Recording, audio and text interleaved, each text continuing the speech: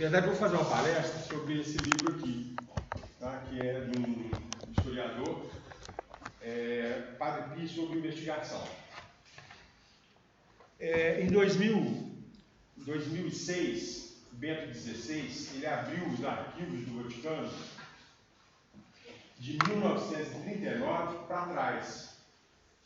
Então, muitos documentos vieram à luz, entre eles, a primeira visita apostólica do inquisidor em 1921, que ele foi fazer uma visita apostólica ao Padre Pio, para ver o fenômeno que estava ocorrendo lá. E a investigação que esse bispo fez, na época ele era bispo, ele ficou em segredo, e agora em 2008 a gente teve acesso a esses documentos, que é interessante porque mostra lá, quase que no início dos estigmas, todo o processo do Padre Pio, a visita desse inquisidor. Ele relata o que ele viu, e além do que ele viu, ele faz entrevistas com os confrades, né? E isso tudo é narrado. Então, em primeira mão, a gente teve acesso. O que exatamente aconteceu ali, o que ele viu, né? Isso graças ao Bento XVI. Então, só para dar um contexto, o Padre Pio, ele começa a ter o surgimento dos estigmas visíveis, porque ele já tinha os estigmas invisíveis, mas os estigmas visíveis em 1919. E isso aconteceu e causou um rebuliço na cidade, obviamente, né? Ele manteve em segredo, mas tinha umas mulheres que iam muito se confessar, né? Próximos do Padre Pio, e acabaram que isso começou a passar para fora, e começou a conturbar o ambiente, porque essa fama de milagre, de estigmatizado, e ela passou dos portões da cidade dele e alcançou o mundo. E foi um transtorno lá em São Giovanni Rotondo, com muita gente, um afluxo de muita gente dizendo que sim, tinha sido agraciada, e começaram a falar muito do Padre Pio, muita gente começou a escrever, inclusive para Roma, falando bem, e muita gente também, algumas pessoas, falando mal do Padre Pio, né? Inclusive, a gente tem dois inimigos mortais do Padre Pio, que um é um padre Gemelli. Ele era um psicólogo e, na época, ele escreveu a Roma, dizendo que aquilo era uma fraude. Interessante é que esse padre, ele se encontra com o Padre Pio, ele marca um encontro, o provincial não autoriza, dizendo que, olha, se você vai investigar alguma coisa, não está autorizado, tem que ter uma autorização de Roma. Ah, não, o meu encontro é pessoal, é só para resolver questões de curiosidade pessoal, questões. E ele encontra com o Padre Pio, tem uma conversa com o Padre Pio, não vê o destino do Padre Pio, tem uma conversa de mais ou menos, fala que durou uns 10 minutos. E um padre fala que foi muito seco, o Padre Pio saiu meio entristecido. E a partir dessa conversa toda, ele, com 10 minutos de encontro com o Padre Pio, ele fala, cara, isso é uma fraude. Isso aí. Ele foi sugestionado pelo diretor espiritual dele, que é o padre... Onde que está aqui? O padre Benedetto, né? Esse era o diretor espiritual do Padre Pio, na época. E, bom, ele tem esse padre, então, que era esse psicólogo, e um outro era um bispo. Esse bispo, Dom Gagliardi, ele fala que essa questão do Padre Pio é uma fraude, um absurdo, mas ele fala algumas coisas que são mentiras. Tanto é que depois ele é afastado do cargo por causa dessas mentiras. Mas são pessoas que escreveram repetidamente a Roma.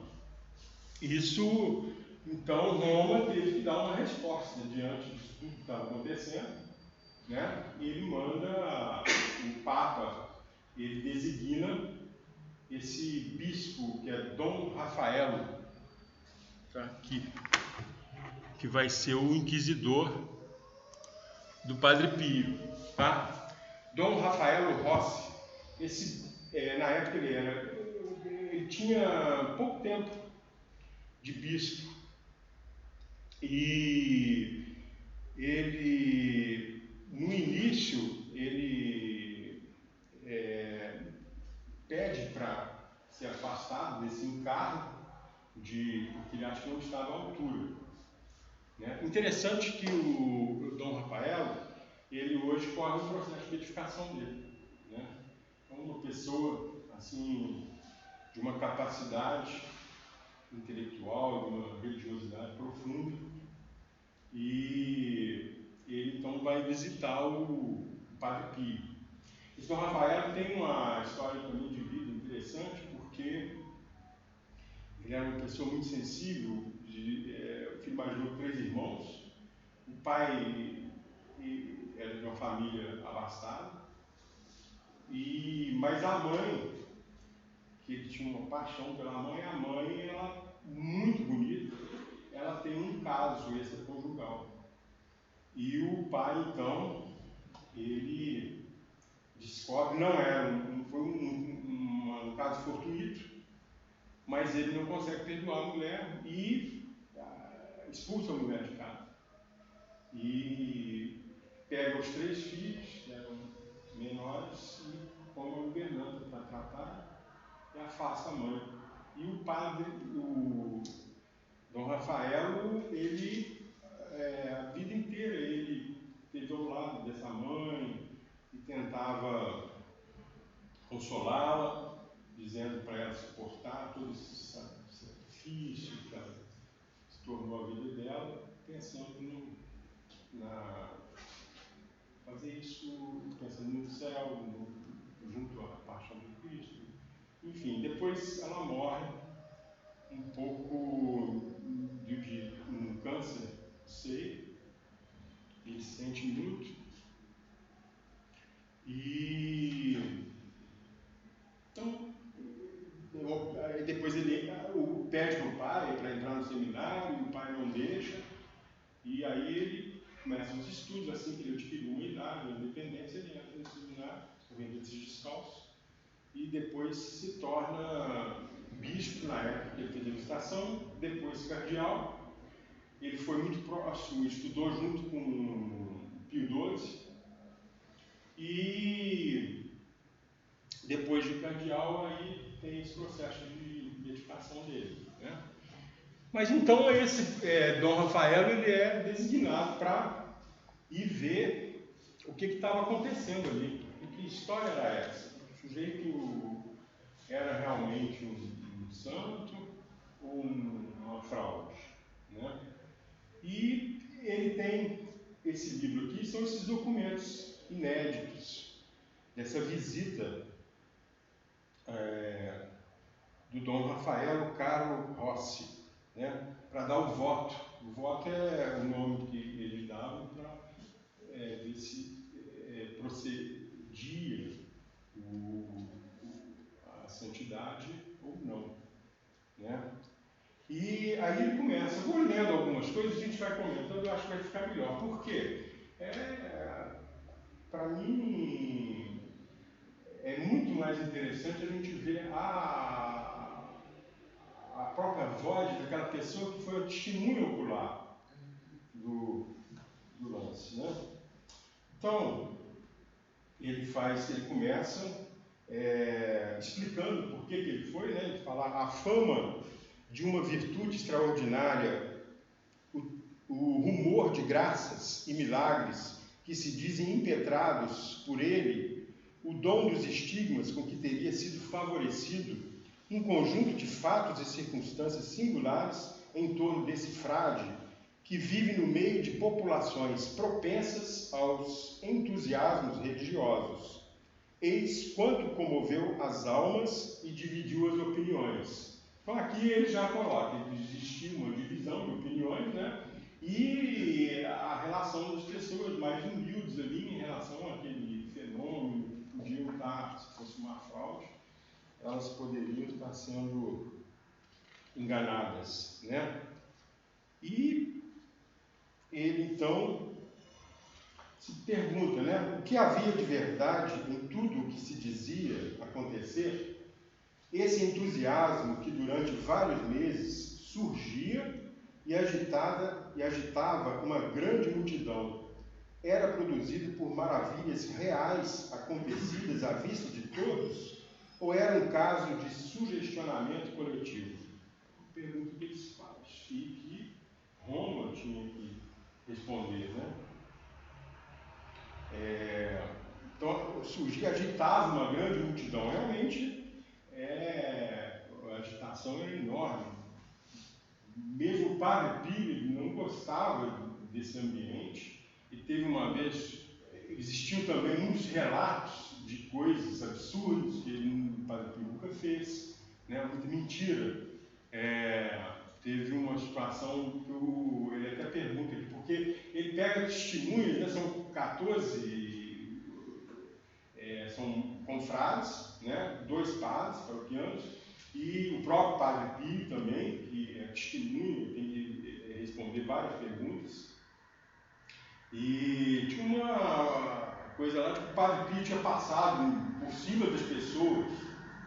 Aí ele pergunta para o padre, ele passou por cima das pessoas, assim, voando, é milagre, né? Alguma coisa.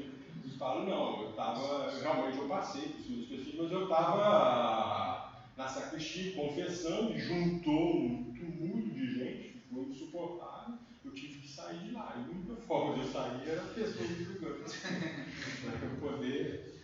Aí ele falou, sair de lá e pedir para o pessoal de fora, pedir para o pessoal sair. Né? Mas, enfim. Aí ele começa. A primeira coisa que ele faz nesse inquérito é fazer um retrato físico do padre Pio. Né?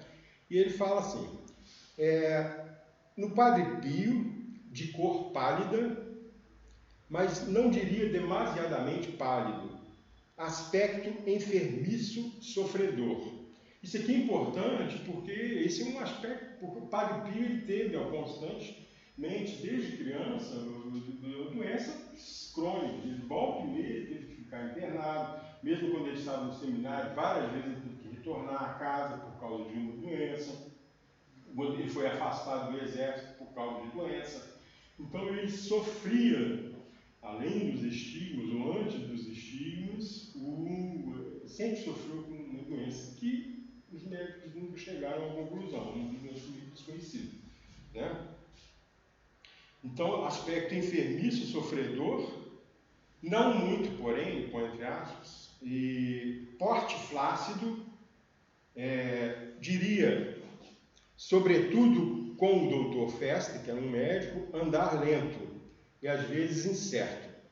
A atitude de uma pessoa que é modesta e compungida, melhor, composta, a fronte alta e serena, o olhar vivo, doce e por vezes vago, mas talvez também vibrante.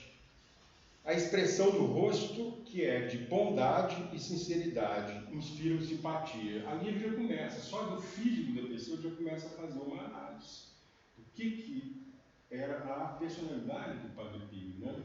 Uma pessoa bondosa, que inspira simpatia. Aí ele prossegue. Ele fala assim, não pude obter fotografias para apresentar ao Santo Ofício. As reproduções que circulam Cadê os Padre Pio? As reproduções que circulam, pelo menos as que eu vi, não tem nada a ver com o frade. Estaria tentado a crer que seria o retrato de outro capuchinho, fazendo-se passar por Padre Pio. Interessante, né? Na realidade é diferente. Mas do retrato físico passo para outro assunto que eu não saberia onde depois tratar, e que, aliás, relaciona com o físico, que é sobre o tipo e a quantidade de alimentação do Padre Pio. Isso porque a alimentação eles falavam que o Padre Pio não vivia de hóstia, não comia. É uma outra coisa que o rumor que eles lançavam. E então ele se pergunta, né, o que é realmente o Padre Pio ele come, e Padre Pio comia, embora muito pouco. Aí pega alguns testemunhos aqui, ó, que o Padre Romolo, Padre Pio é parco no comer. Depois o Padre Romolo, reitor do colégio, que portanto tem como seu comensal o Padre Pio. Deixa sempre comida, toca em tudo, mas em pouca quantidade. Come mais ou menos 1/3 do que eu como. O outro padre diz que o alimento de Padre Pio é suficiente, embora crescente, mas consideradas as suas condições de saúde e o seu trabalho, nem sempre é proporcional ao desgaste.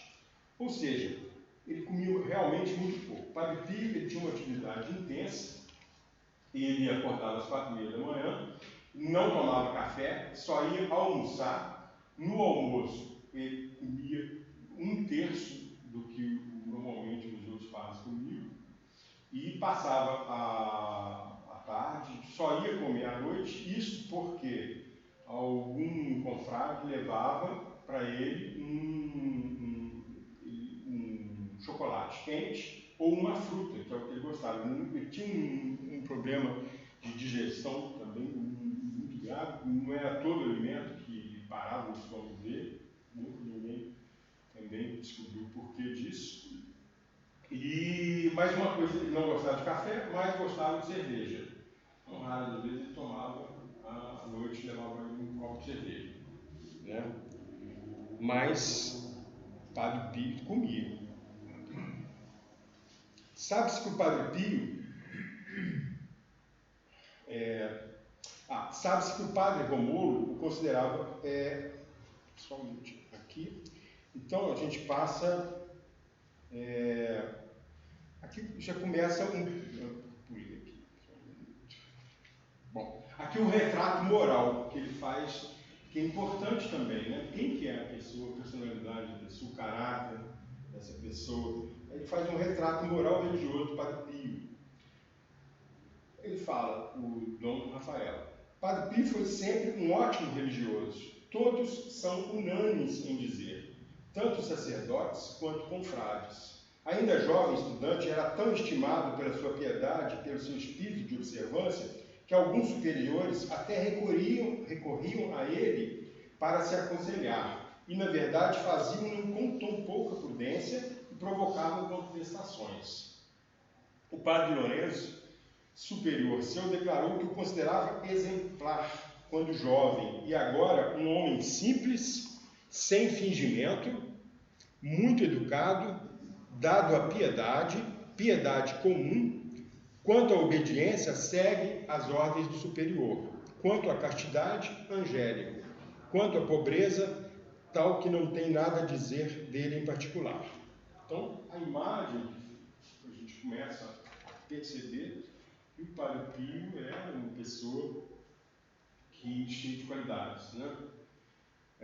Sabe que o Padre Pio, o Padre Romolo considerava um bom filho e um bom religioso, que agora, segundo ele, é uma criança grande. Isso ali é entre aspas, ele falando, é uma criança grande, sobretudo uma alma simples, porque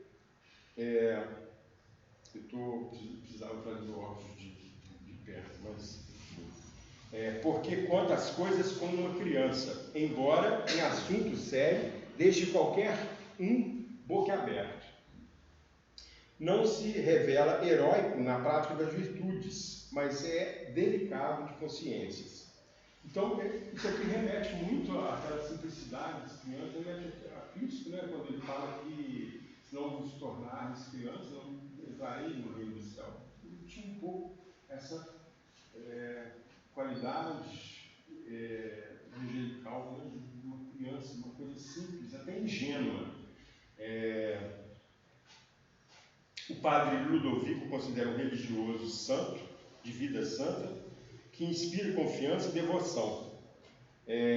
O padre provincial não hesita em dizer que pôde encontrar no padre Pio, ainda jovem, docilidade, obediência, observância dos deveres religiosos e escolares. Contudo, entre os companheiros, exercia uma certa ascendência pelos seus modos ingênuos. Olha de novo.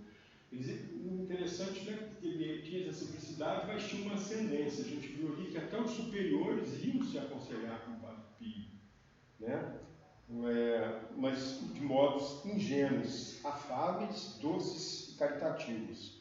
Também para a população tinha uma aparência edificante.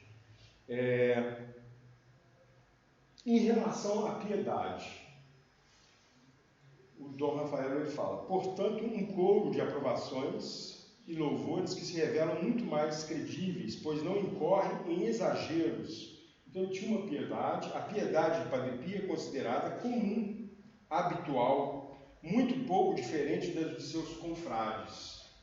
E ainda mais, o bom religioso não é poupado dos mais ínfimos pormenores. Nota-se que no coro não se distingue por especial compostura. É porque Padre Pio ele ficava no coro, ele não sabia, o Dom Rafael falando, ele não sabia, a gente não sabia se ele estava ajoelhado ou sentado, porque ele ficava ajoelhado, mas apoiado no banco de trás, com as mãos e a cabeça apoiada nos braços, né? Então, isso foi motivo também de crítica. Como é que um santo pode ser desleixado em alguns aspectos assim? Mas o fato é que o Dom Rafael ele fala, mas francamente parece que faz mais ou menos o mesmo que muitos outros capuchinhos, consequência, portanto, da educação e formação, e não de falta de virtude. Isso nas palavras do bispo. E observa-se que nem sempre guarda silêncio nos corredores. Ele era muito expansivo, muito simples, muito autêntico, transparente. Inclusive, isso trouxe alguns problemas com o Padre Pio. A gente vai ver para frente essa postura dele. Padre Pio, devo dizer a verdade, impressionou-me de forma bastante favorável enquanto eu estava esperando o contrário. Isso é o inquisidor falando. Enquanto eu estava esperando o contrário, porque ele recebeu muitas cartas falando maldizendo o Padre Pio. Religioso sério, distinto, digno e ao mesmo tempo franco, desenvolto no convento. Na igreja, assim como no desempenho de outros deveres, assume uma seriedade comedida. Não tem um agir abandonado, descuidado, como não poucos dos seus confrades, a não ser por seu modo de se apresentar no coro não ser o mais correto. Meio sentado, meio ajoelhado, com os braços sobre o banco e a cabeça em cima dos braços. Consequência, repito, da educação recebida.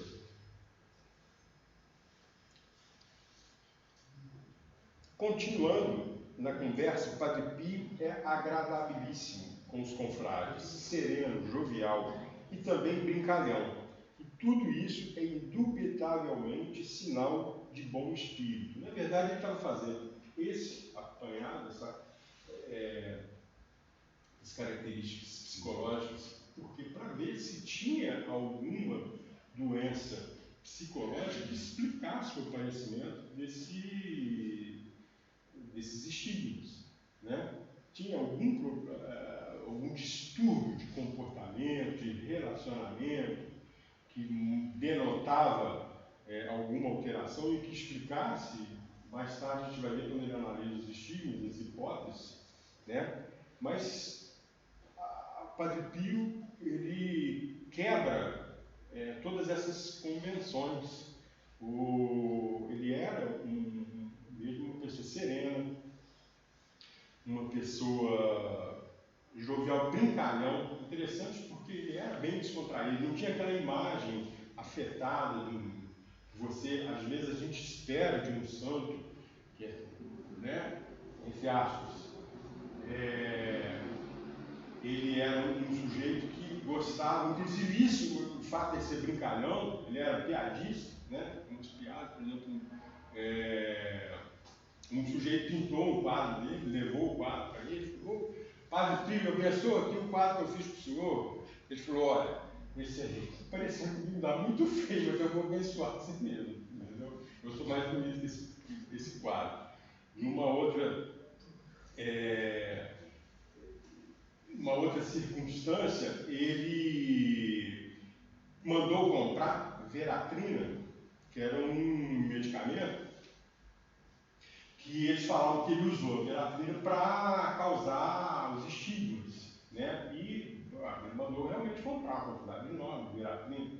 Mas, e depois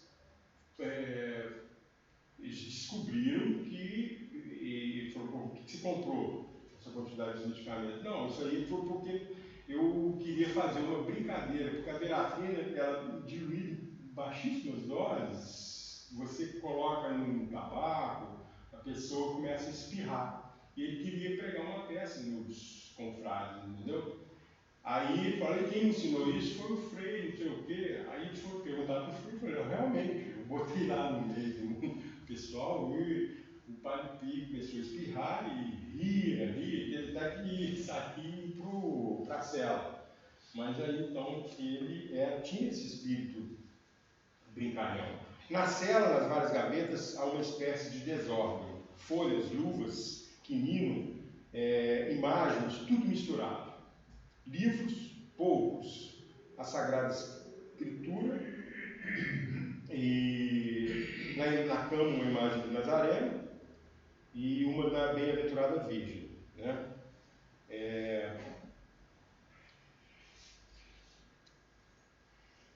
A obediência, então também é um outro aspecto que precisa analisar. Como é que ele era obediente aos superiores? Quanto à obediência, acredito que o Padre Pio não falaria com relação a isso. Deixando de lado suas garantias verbais de querer estar sempre sujeito à igreja e à autoridade legítima, deu-me uma prova insigne de obediência, porque o Dom Rafael pediu todas as cartas que ele tinha com o diretor espiritual, e o Padre Pio não personalizou, deu tudo. E aquilo abria mesmo a alma de uma outra pessoa. Inclusive, ele levou as cartas, o Dom Rafael, e o Padre Pio, 2 dias depois, mandou uma carta para ele: esqueci mais essas aqui que eu achei. Ele mandou as outras também, e nessas cartas, tem algumas cartas aqui, impressionante. Ele conta detalhes da vida pessoal dele, mas então, em relação à obediência, era exemplar, né? Tudo isso vai formando para a gente um retrato da personalidade do Padre Pio, que não tem nada de um paciente com alterações psicológicas, né? Com alguma doença psiquiátrica. É muito normal, e normal até demais. Né? Quanto à castidade, tinha um problema, que é o seguinte, porque ele tratava as mulheres de você e tu. Então, e também, às vezes, ele apoiava a mão nos ombros, né, para despedir, botava a mão nos ombros da mulher. Isso gerou,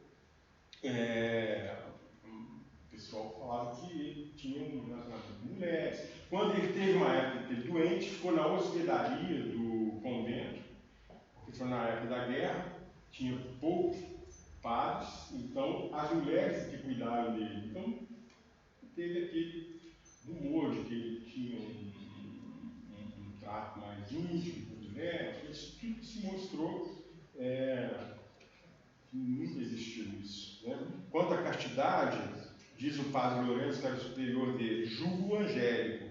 Em matéria de castidade, declarou o padre Rômulo é de uma delicadeza extraordinária. Quanto a isso, ninguém duvida de que seja um anjo. Outro aspecto que eles analisaram era a pobreza, que ele analisou era a pobreza. A pobreza o Padre Pio, porque eles também falavam do Padre Pio, que eles recebiam no início, apareceu o destino, do muita gente começou a dar muito donativo para ele.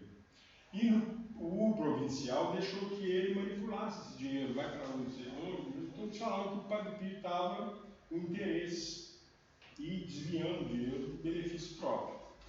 Aí entrou outro provincial, acabou com isso e o Padre Pio, na mesma hora, delegou a uma outra pessoa, nunca mais botou a mão no dinheiro.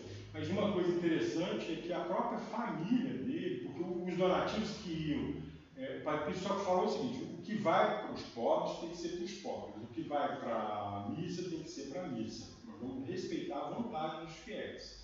E o dinheiro que ia para os pobres, embora a família dele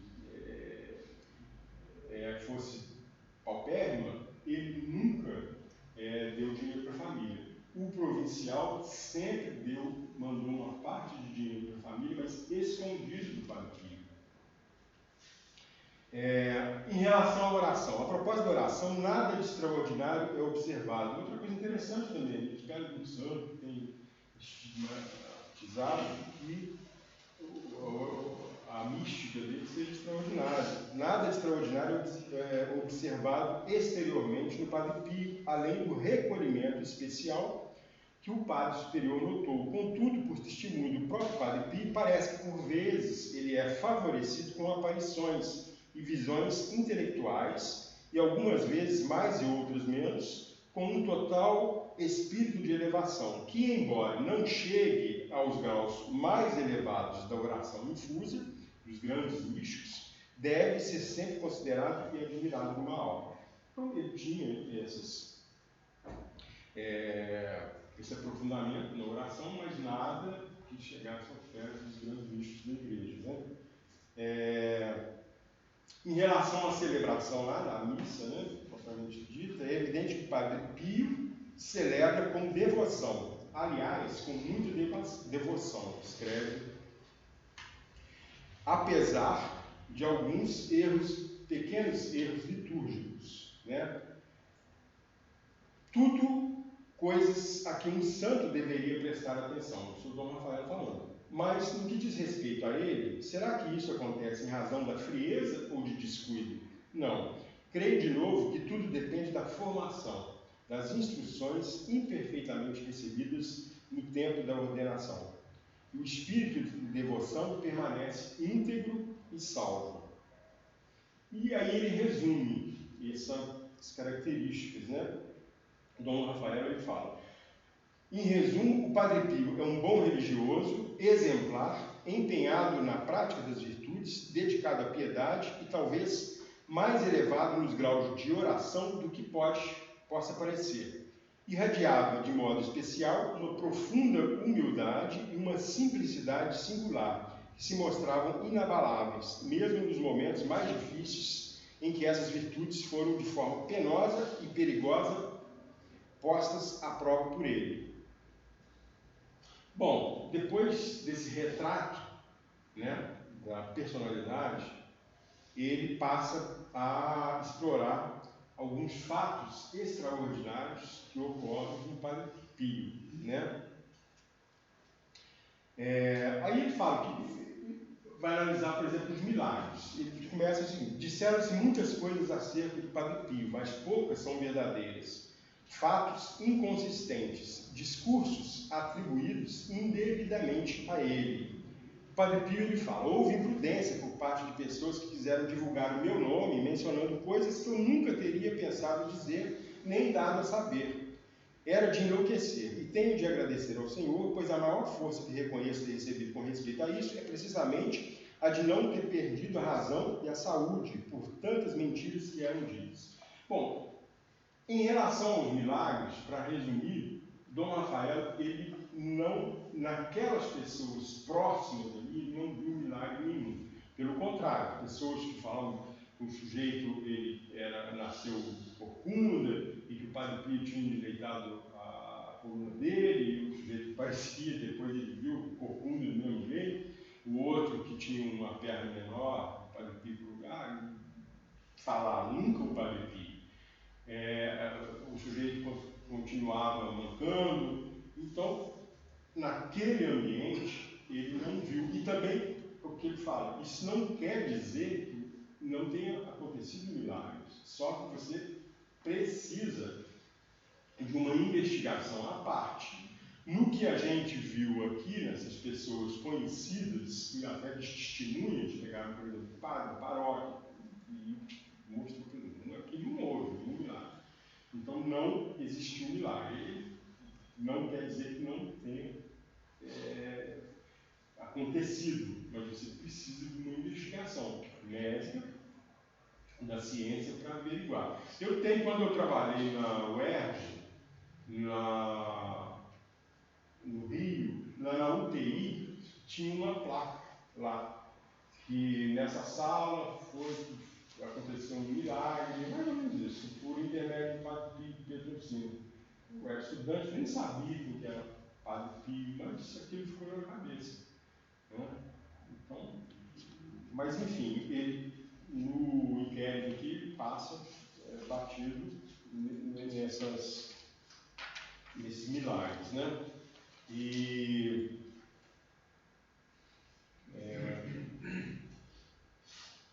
aí ele conclui, né? Como já se disse, a propósito de fatos extraordinários acontecidos por obra de Padre Pio, a fantasia popular também é citada por quem deveria ter sido mais cauteloso, ele fala de alguns padres. Contudo, não há consistência em nenhum dos fatos mais celebrados, e que teriam acontecido precisamente por intervenção pessoal do Padre Pio. Né? Aí ele passa para esses fatos extraordinários na pessoa de Padre Pio. Aí começam os fatos extraordinários, porque tinha os monges, eles falavam a respeito de barulhos que aconteciam no convento, essas visões que tinham, o Padre Pio tinha, e aí ele fala que esses fatos extraordinários, de modo especial, fala-se de barulhos ouvidos no convento, enquanto a comunidade estava no refeitório, o padre na cela doente, bem como de aparições de animais, ao que parece tratava-se de ataques de amofinações diabólicas. Ele também só cita isso daqui e passa batido. Ele não para analisar porque não é o escopo. Só cita, né? Mas aí já parte dos estigmas, né? Aí ele fala, os estigmas são visíveis. Parece-me, são estigmas, não são estigmas produzidos, parece-me que são por exudação sanguínea. Não há de modo nenhum abertura nem desagregação dos tecidos, pelo menos nas palmas. Poder-se dizer que haja nas costas da mão, ao que me parece, mas neste caso é preciso esclarecer que a eventual abertura na palma da mão ela não penetra em toda a cavidade da mão e também não atinge o dorso.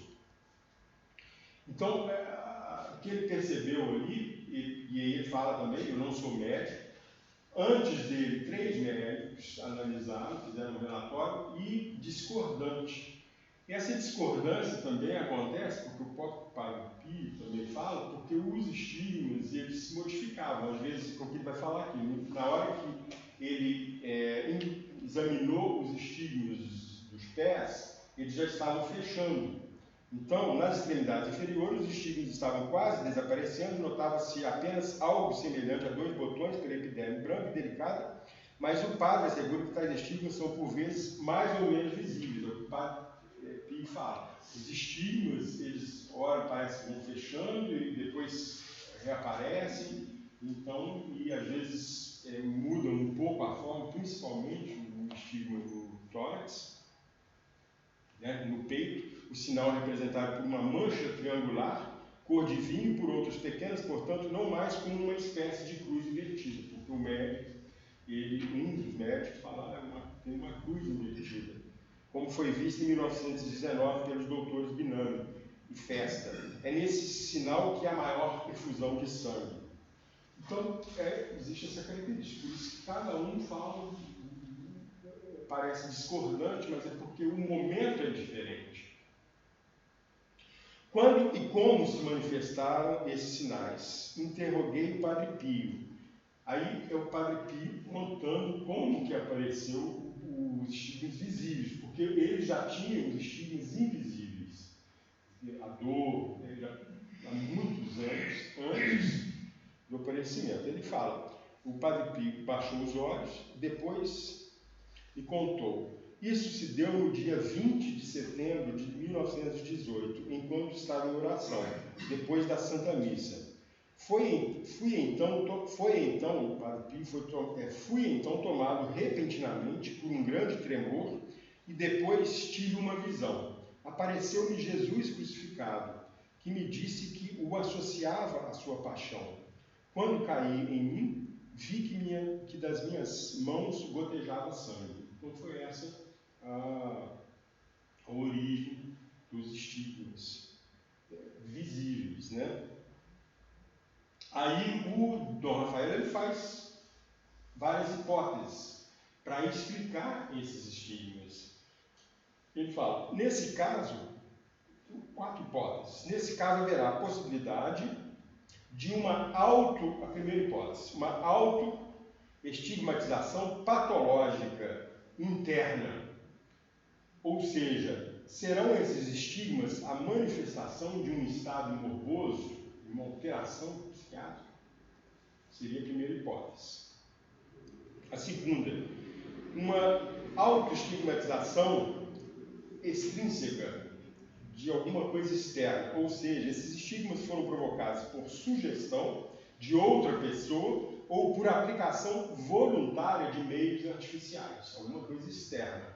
Então, a terceira hipótese, será possível que os estigmas de Padre Pio sejam de origem divina? E uma quarta hipótese, haverá a possibilidade de que sejam de origem diabólica. Então, ele começa a analisar essas 4 hipóteses. Origem diabólica, origem divina, uma autoestigmatização por algum processo interno psiquiátrico, uma somatização, psicomatização, uma histeria, uma neurose, algum outro problema, uma esquizofrenia. E a outra hipótese é de uma autoestigmatização, mas de origem externa, a sugestão de alguém, que é a hipótese do padre Gemelli. Aquele padre era inimigo dele lá, ele fala que foi o confessor dele, que era o padre Benedetto, que tinha estimulado, sugestionado o Padre Pio a aparecer dos estigmas, né? Ou então alguma coisa externa física, né? E no caso, o medicamento lá que ele usava, o fenol, principalmente, uma vez ele mandou comprar, e a veratrina, né? Um álcool.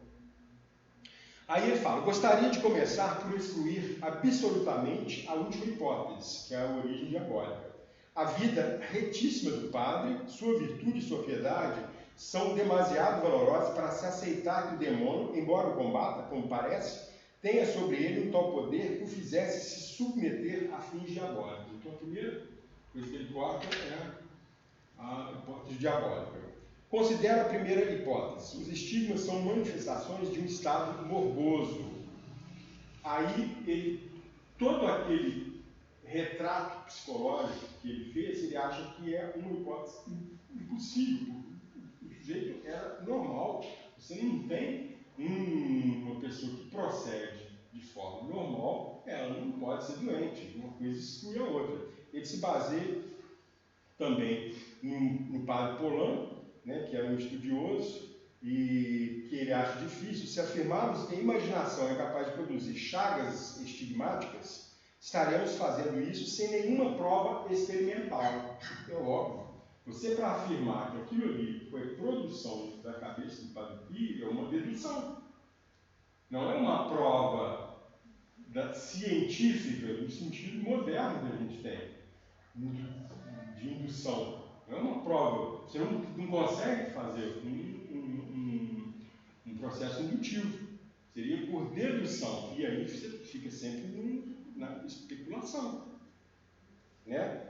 Aí, mas admitindo, ele fala, Dom Rafael, que num primeiro momento o fenômeno se estivesse manifestado em Padre Pio, por efeito de excitações doentias, seria, porventura, igualmente fácil sustentar que essa excitação morbosa perdurou e ainda agora continua a manter em ato esse mesmo fenômeno passado 3 anos. Isso 3 anos, mas agora a gente sabe que foi a vida inteira.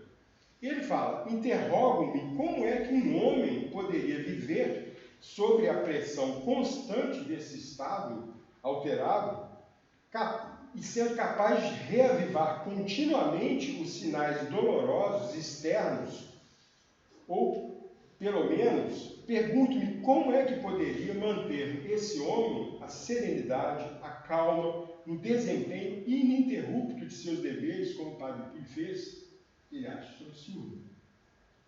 Da mesma forma, a segunda hipótese, né, que seria por autoestigmatização por sugestão externa, ou seja, o padre lá, que é a hipótese do Gemelli, que o confessor dele, o diretor espiritual dele, teria sugestionado. Isso com base em cartas, então é difícil a gente explicar aqui, muito tempo já não vai dar.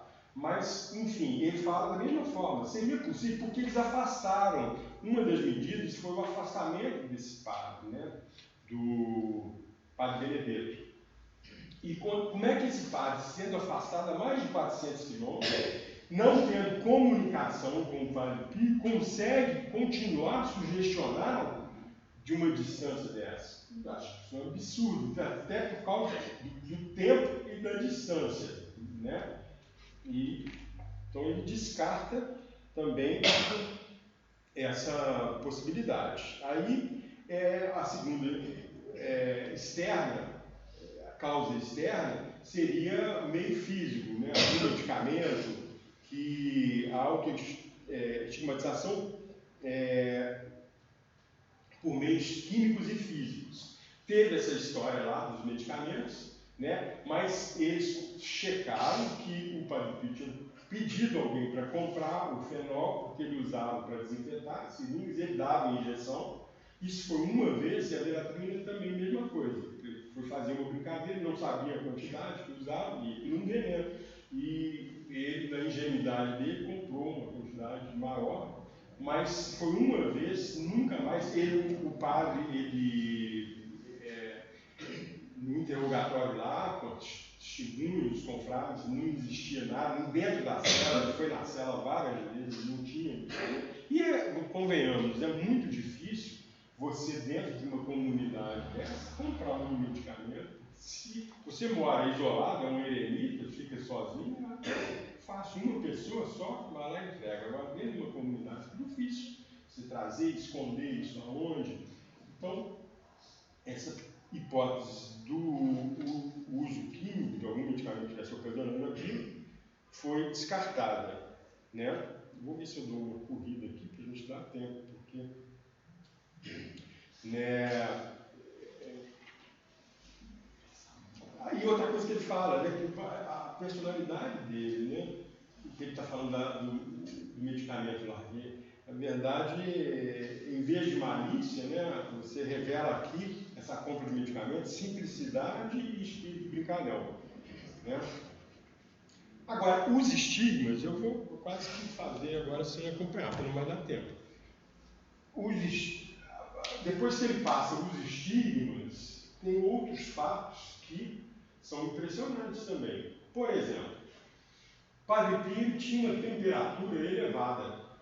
Em algumas circunstâncias, a temperatura dele ia 48 graus. No termômetro, com 42 graus, a gente desespera. 48 graus. E ele continuava, ele quebrou vários, eles falam termômetros. No final tinha que pegar um termômetro de cavalo para medir a temperatura dele.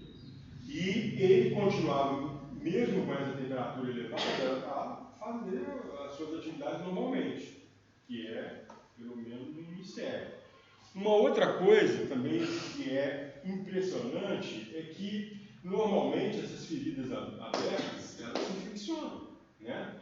E tem um cheiro fétido.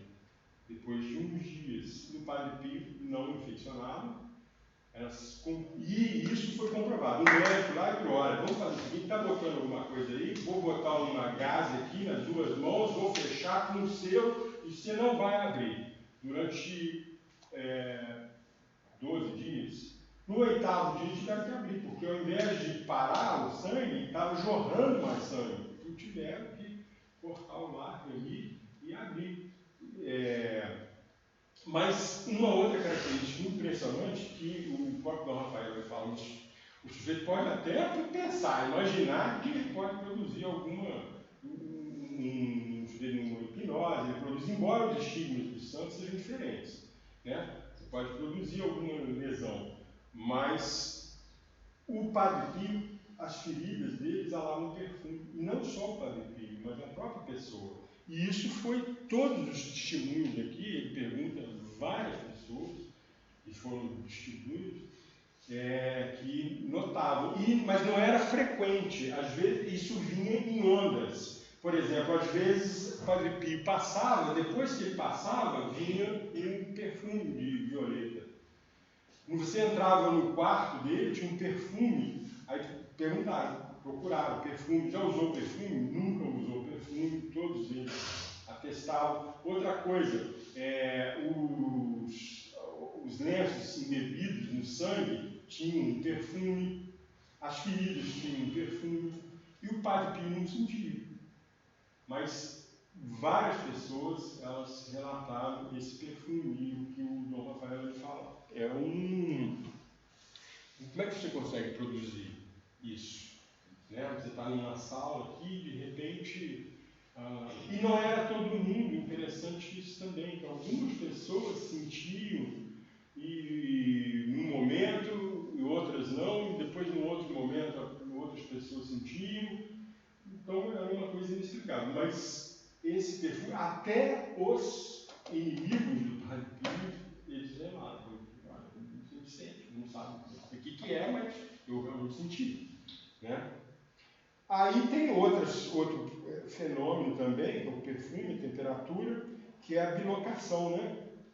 A bilocação, ela, pelo menos o Padre Pio confirmou um caso de bilocação para o Dom Rafael. Foi uma senhora que estava num lugar e o Padre Pio falou, olha, eu realmente confirmo, eu estive lá. Não sei como, se foi em corpo, ou se foi em espírito, ou se ela que veio, mas eu estive nesse lugar e realmente comecei a ganhar. E depois a gente vê que esse fenômeno foi dito por várias pessoas em vários lugares, né? Aí ele conclui aqui, acabei. É tempo de tirar algumas conclusões práticas e pode-se fazer isso dizendo sumariamente que, como se vê, e salvo erros e melhor opinião, o Padre Pio é um bom religioso que, como se disse, das graças impetradas pelas suas orações, muitas não têm consistência, muitas só se afirmam, que são os milagres. Mas não há prova jurídica, que tudo de extraordinário que acontece com ele não tem explicação, mas com certeza não é por intervenção diabólica, nem por engano ou fraude. Com certeza não é por intervenção diabólica, nem por engano ou fraude. Que os entusiasmos populares diminuíram muito, que a comunidade religiosa em que ele vive é uma boa comunidade em que se pode confiar. Agora é necessário ter prudência e continuar na expectativa. Como não se pode pensar em uma mudança de Padre Pio, recomenda-se aos superiores vigilância, quer dizer, recomendou continuar vigilantes. Depois dessa visita, nós tivemos outra, pelo menos mais uma visita apostólica, que ainda está em segredo, mas ele deixa bem, o Dom Rafael, ele sai com a certeza de que o Padre Pio ele foi abençoado de uma forma peculiar por Deus. É claro que a gente nunca vai ter certeza nesses 100%, porque Deus, né, para quem tem fé, fica muito claro. Os sinais são muito óbvios. Mas para quem não tem fé, continua sendo possível a negação desses fenômenos. O próprio Deus ele também se revela assim, aquela coisa do Pascal, né, que se esconde de quem não quer ver, porque isso é o próprio respeito à liberdade do indivíduo de optar pela crença em Deus, a vontade. Para quem quer ver a graça, ela se revela. Mas para quem não quer ver, nenhum estigma convence. Né? Depois tem aqui, muito interessante também, que o Padre Benedetto ele faz, é uma cronologia, né, dos sinais, desde a infância, né, porque o Padre Pio, desde a infância, com 4 anos, eles tinham visões, tanto demoníacos quanto de santos, e a figura do estigmatizado, né, ele é um inconveniente, né, inclusive para a ciência, porque o cientista ele chega ali, igual três velhos, eles chegam ali, olha aí, o que é isso? Não tem explicação. Não tem explicação, não tem meio de você repetir aquilo dentro de um método científico. E são situações que você não vê frequentemente. Né? Então é um inconveniente. A gente teve outros estigmatizados. Né? Eles falam que o primeiro foi São Francisco de Assis. Mas no início, no prefácio aqui, o prefácio é excelente de um jornalista que entrevistou Bento XVI, ele fala